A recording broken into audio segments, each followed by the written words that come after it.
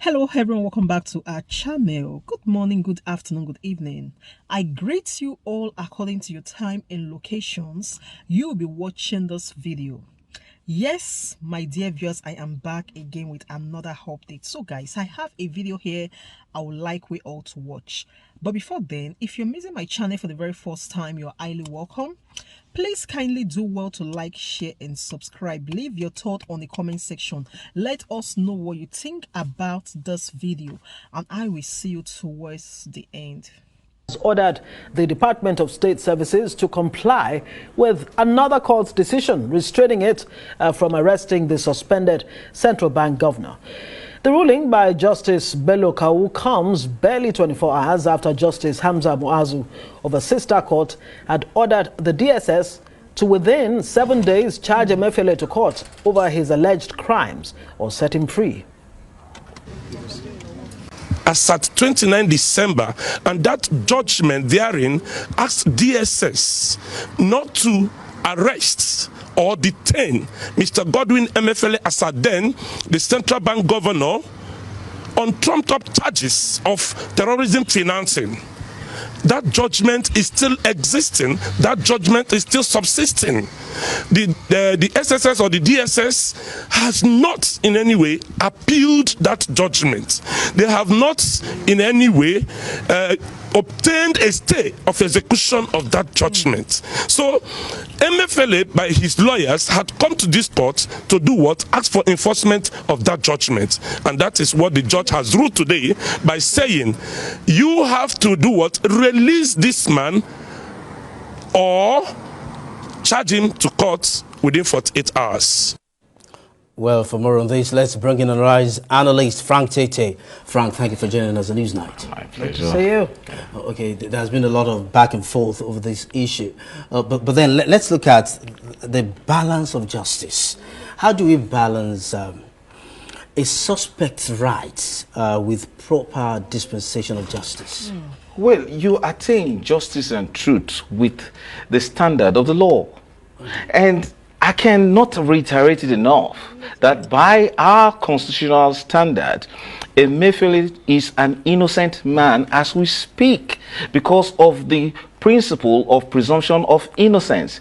Anybody in Nigeria is presumed to be innocent if he is accused of committing any crime whatsoever. It doesn't have to be the big man that Emefiele is. So this is becoming a huge embarrassment for us as a country, for a new government to be superintending over this malfeasance by a law enforcement agency. For goodness sake, the constitutional standard is that wherever there is a court of law and anybody is accused or possibly arrested, take that person within 24 hours for trial. Now, do not contemplate to make an arrest, possibly, especially when it has to do with either a warrant, because it took a long time for the DSS to prepare for the arrest of Emefiele. Don't even make that arrest if you're not prepared to put that person on trial. It is a very dangerous thing to deprive a person of his liberty when you're unable to prove anything against him. It was becoming manifestly clear that the DSS was going to fish for evidence to support its charges or whatever accusations he had against Emefiele. And Emefiele is fast becoming a political detainee, and that is not good. You see, we shouldn't have independent-minded persons who believed in the policies that they ever implemented, and to the extent that they will be punished. The office of the central bank governor, however, whatever he does, is supposed to be independent. And with this introduction of suspending independent officials, whether it's the Chief Justice of Nigeria or now the central bank, the governor of the Central Bank of Nigeria, it's not good for our economy, it's not good for our politics, and it's particularly not good for President Bola Ahmed Tinubu.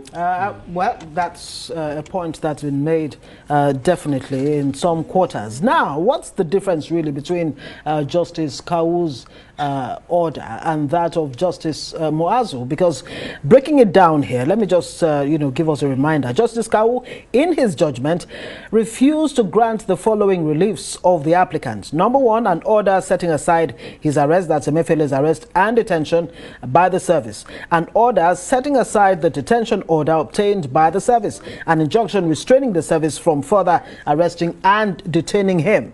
But Justice Kawu went on to say, look, in spite of all of this, right, that the detention order exhibited by the service has expired since 10th July. So what exactly are we to make of this? Look at it this way. Because there doesn't seem to be much difference between Kawu and there is a Moazu whole here. lot of difference, even though it appears that the outcome is the same.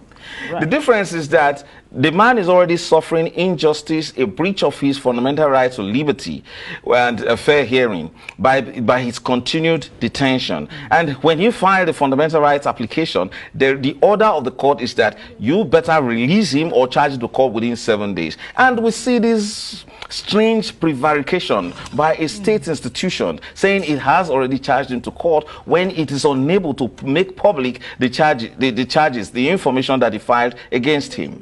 Again, but the second court order is that there is a subsisting court order that says do not arrest this man, do not detain him, and that order still is there. It hasn't been set aside. Now, in all of these points, but you must get something very clear. There is no order, and some clients and citizens should be mindful of this. You can't prevent a law enforcement agency from doing its work when it reasonably believes that it ought to carry out an arrest. However, you can only continue to detain any Nigerian in the presence or in the existence of a court order. Let me tell you this: there are several court orders, tending to give Emefiele his presumed innocence, his liberty, and his right to fair hearing. There is absolutely no order that gives the DSS, even though the DSS is entitled to obtain an order to continue to keep Emefiele, but there is no order to that effect. So we are witnessing a direct disregard for the standard of justice and an order of court. That shouldn't be. I can take a lot of time to tell you the consequences of the narrative of a government that disobeys court order. What are the consequences? The consequences we witnessed in the last administration, and I'm telling you, an administration that started well with the highest of goodwill ever that recorded in Nigeria's history, blew it up all because it decided to have its own standard, contrary to time-tested standards that guarantee freedom, liberty, the basis for economic growth and prosperity. And so it wasn't a surprise that we saw what happened in the last administration. Let me tell you, in my line of practice, I've seen that this country being faced with withdrawal of services by international security services because of the standard of practice by law enforcement agents. You think it's about using state power to just, to expand your own whimsical thinking, or if you feel Emefiele is your enemy, that's not how it is. Emefiele is Nigeria's central bank governor. Again, he is a Nigerian citizen. Now, you said you suspended him. That is grave. You cannot keep him in detention without adequately informing the people who own Nigerian sovereignty, the people he serves, why you're keeping him. Okay. Yeah, By Frank, our administrative law standards, administration of criminal justice standards, you ought to inform the people, inform him, inform his lawyers what you have against him. Not only that, the person of the law that contradicts his action, and you give him the facts, you narrate it. Okay, now Frank, say I appreciate of passion. You have more time to vent, but then do you think that law enforcement needs more training? Because when we look at what happens in the developed economies, they can trail you for years without any arrest until they are done with their investigations. So why can't we follow suit? Do you think they need more training so they don't keep arresting innocent citizens? I have classmates who are in the DSS, who are in the various law enforcement agencies. I interact with them. Exceptionally brilliant men who understand these standards. We share these standards. But I tell you, our law enforcement agencies are under immense political pressure. And that's why you know, you look, being a president is not a tea party. Everybody blames you for everything. So we turn to President Bola Ahmed Tinubu, that would you under your watch allow this, as a Democrat that you are? You have a very brilliant history as a president, as someone who has fought for democracy in this country. Would you want to see this going on under your watch? Look, see, let me tell you, it is wrong to even suspend a CBN governor. I saw the statecraft with which Goodluck Jonathan managed the suspension of Lamido Sanusi, even though he literally became the enemy of that government, banding strange figures of certain billions of dollars that were missing, and then dashing out CBN money at his whims and caprices. The president didn't have to embarrass the entire country at that time. He had to make a very, very cautious explanation why the man had to step aside. But in this case, we are witnessing a man who struggled against many tides, against serious political pressures. Allow him speak, because it takes very little to swing the fickle mind of the human being. When you get the right information, the man has to speak. If you have anything against him, publish it. Why is it so difficult? No, don't run a police state. We cannot afford it in this country. We need all the goodwill we can to improve our living conditions in this country. Before we let you go, look, there's a long list. It's not just Emefiele here. There is EFCC's Bawa. He's still in detention. There is Nnamdi Kanu, who's been, I mean, the courts, ECOWAS court, different courts have said, can you let them go? But a standard has been set. Impunity. No, I refuse to agree. That's why we are adumbrating these issues. That look, this is dangerous to get started with as a new administration. Do not send the wrong message. Let me tell you, when the law enforcement agencies have this culture, have this mindset that anything can happen, that's the same thing that happens to citizens far in the hinterland where nobody happens. So look, set a good example at the federal level, and the rest of them will at the follow. federal level, and the rest of the country will follow.